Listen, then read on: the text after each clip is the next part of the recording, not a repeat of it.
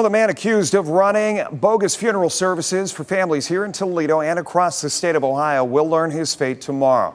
The verdict will be handed down Friday. The trial started more than 3 weeks ago.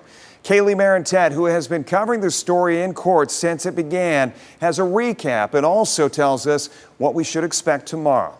More than 50 witnesses took the stand during this 3-week trial. Licensed funeral directors, people who hired Shawnte Hardin for services, state investigators, and Hardin himself.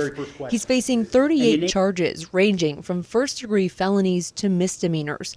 Throughout this trial, dozens of points and arguments have been brought up, but here are some of the ones that stick out. Hardin is accused of acting as a funeral director and using another funeral director's credentials for death certificates. Multiple witnesses say they were under the impression that Hardin was Muslim. I trusted him. He's a Muslim and he will do the right thing. But was never told that Hardin was still a practicing Baptist pastor and would use Penske trucks to transport Christian bodies to an Islamic mosque in Columbus. From my understanding, it was used to pick up bodies and everything, and then from there, Mr. Hardin returned the vehicle.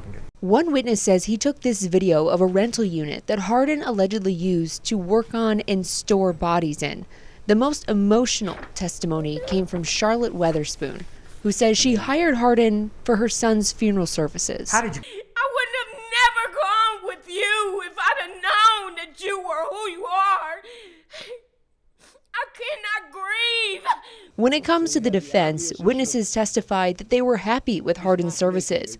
Hardin also took the stand, arguing that the prosecution's witnesses were not being honest. You're saying Ali Hussein's lying. Yes, sir, I am. And you're saying, Doctor, when Mr. Musa says that, Mr. Musa's lying. Yes, sir, I am. And the only person telling the truth is you.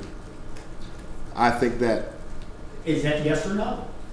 That I'm the only person that I am telling the truth. Hardin's attorney, Richard Kerger, argues that Hardin didn't have malicious intentions and wasn't doing this for money. He told you he felt as part of his Christian religion, he should help them. And he did. Everyone will be back in the courtroom tomorrow at 1:30 for the verdict. Reporting in downtown Toledo, Kaylee Marentet, WTOL 11.